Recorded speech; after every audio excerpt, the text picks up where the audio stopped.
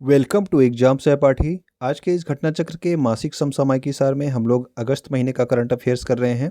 और इस वीडियो में हम लोग अगस्त महीने में जो आपकी रैंकिंग या रिपोर्ट्स जारी हुई हैं, जो भी योजनाएं राज्यों या फिर केंद्र सरकार द्वारा स्टार्ट किया गया या फिर जो भी ऐप्स स्टार्ट किए गए हैं, उनके बारे में देखेंगे जो अगस्त माह में स्टार्ट किए गए हैं।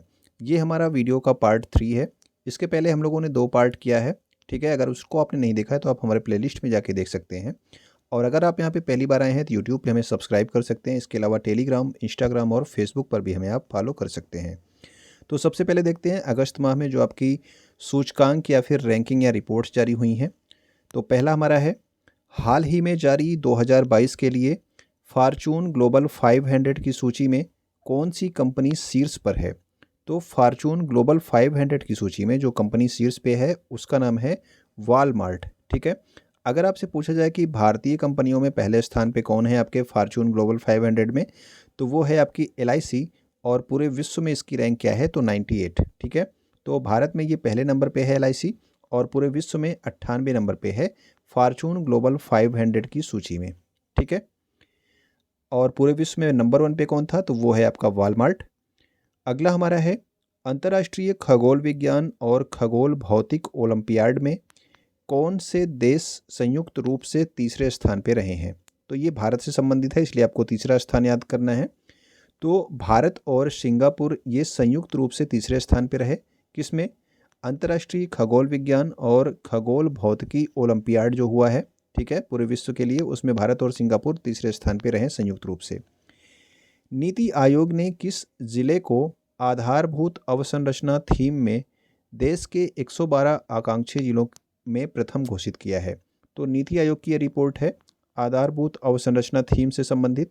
तो देश के 112 आकांक्षी जिलों में जो प्रथम घोषित किया गया है वो है आपका हरिद्वार। ठीक है ना, तो देश का सबसे आकांक्षी जिला कौन सा है आधारभूत अवसंरचना थीम में, तो ये है आपका हरिद्वार।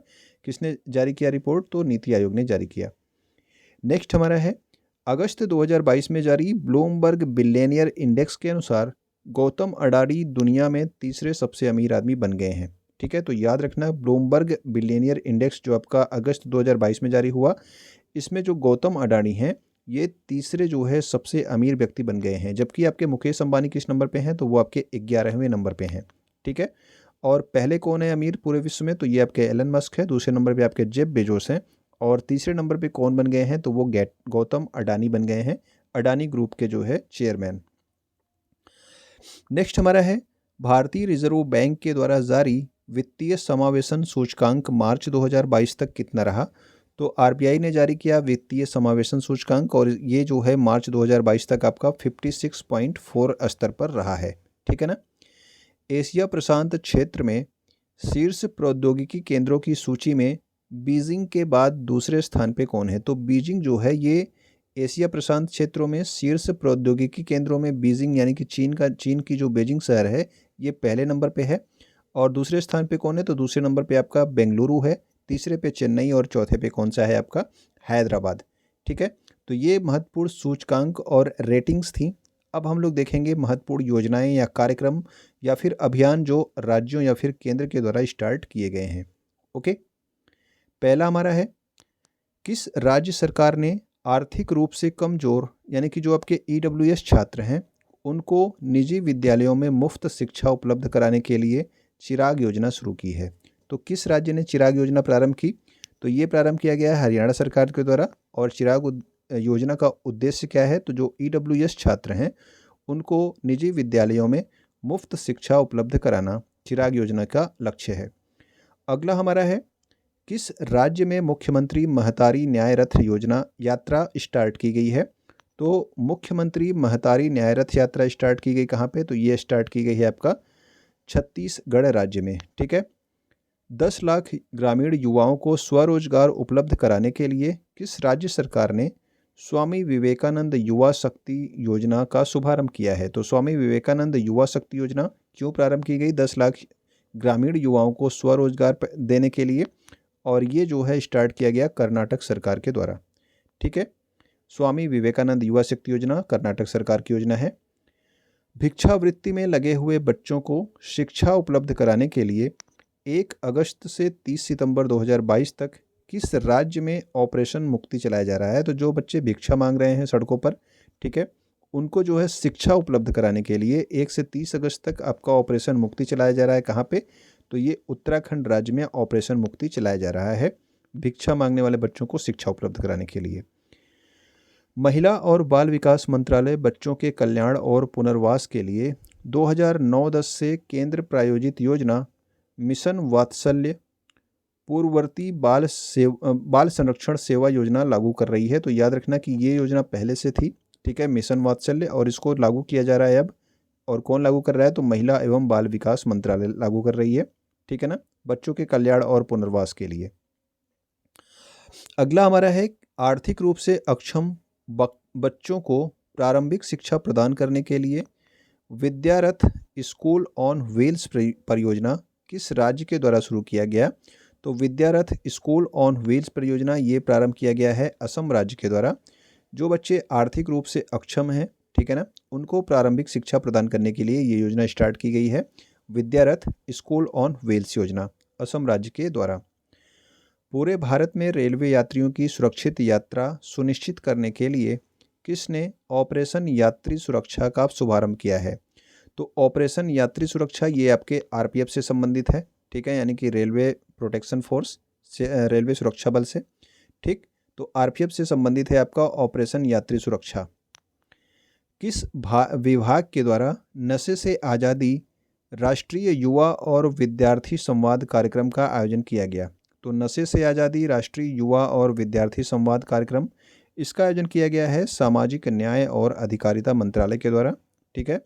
तो नशे से आज़ादी राष्ट्रीय युवा और विद्यार्थी संवाद कार्यक्रम सामाजिक न्याय और अधिकारिता मंत्रालय के द्वारा, और इसके मंत्री कौन है? तो वो हैं आपके वीरेंद्र कुमार।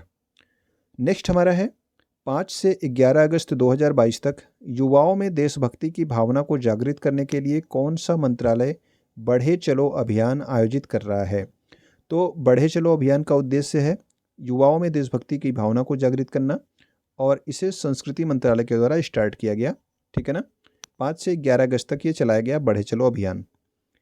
आज़ादी के 75 साल पूरे होने पर केंद्रीय संस्कृति एवं पर्यटन मंत्री, इनका नाम क्या है? जी किशन रेड्डी, और संस्कृति मंत्रालय ने किसके सहयोग से इंडिया की उड़ान योजना लॉन्च किया है? तो इंडिया की उड़ान योजना लॉन्च किया है किसके सहयोग से? तो गूगल के सहयोग से इसको लॉन्च किया गया है, ठीक है। इंपॉर्टेंट क्वेश्चन है आपका। केंद्रीय संस्कृति एवं पर्यटन मंत्री और संस्कृति मंत्रालय के द्वारा ये इंडिया की उड़ान परियोजना जो है लॉन्च किया गया गूगल के सहयोग से, ओके। दिल्ली के मुख्यमंत्री अरविंद केजरीवाल ने make India number 1 mission launch किया है। तो याद रखना कि मेक इंडिया नंबर 1 मिशन किसने लॉन्च किया? तो ये अरविंद केजरीवाल ने लॉन्च किया, जो कि दिल्ली के मुख्यमंत्री हैं।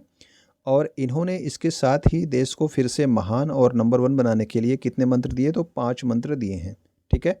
तो मेक इंडिया नंबर 1 मिशन किसने लॉन्च किया? तो ये लॉन्च किया है अरविंद केजरीवाल ने। जम्मू कश्मीर में ग्राम रक्षा गार्ड योजना प्रारंभ की गई। तो ग्राम रक्षा गार्ड योजना कहाँ पे प्रारंभ की गई? तो ये प्रारंभ की गई है आपका जम्मू कश्मीर में, ठीक है ना। तो जम्मू कश्मीर के गाँवों में ग्राम रक्षा गार्ड योजना प्रारंभ की गई है। अब देखते हैं कुछ महत्वपूर्ण ऐप और पोर्टल जो कि आपके अगस्त माह में स्टार्ट किए गए हैं, ठीक है। तो पहला हमारा है, किस राज्य के छात्रों को डिजिटल जाति प्रमाण पत्र जारी करने के लिए मिशन भूमिपुत्र पोर्टल लॉन्च किया गया है? तो मिशन भूमिपुत्र पोर्टल क्लास 8 से आगे के जो बच्चे हैं उनके लिए लॉन्च किया गया है असम सरकार के द्वारा, ताकि वो अपना डिजिटल तरीके से जाति प्रमाण पत्र प्राप्त कर सकें, ओके। केरल सरकार ने जीएसटी की चोरी को रोकने के लिए lucky bill app mobile app launch किया, ठीक है। तो जीएसटी की चोरी को रोकने के लिए केरल सरकार ने कौन सा ऐप लॉन्च किया है? तो वो है आपका लकी बिल ऐप, ठीक है। तो ये आपका मिशन भूमिपुत्र पोर्टल डिजिटल जाति प्रमाण पत्र जारी करने के लिए किसके द्वारा? असम सरकार के द्वारा।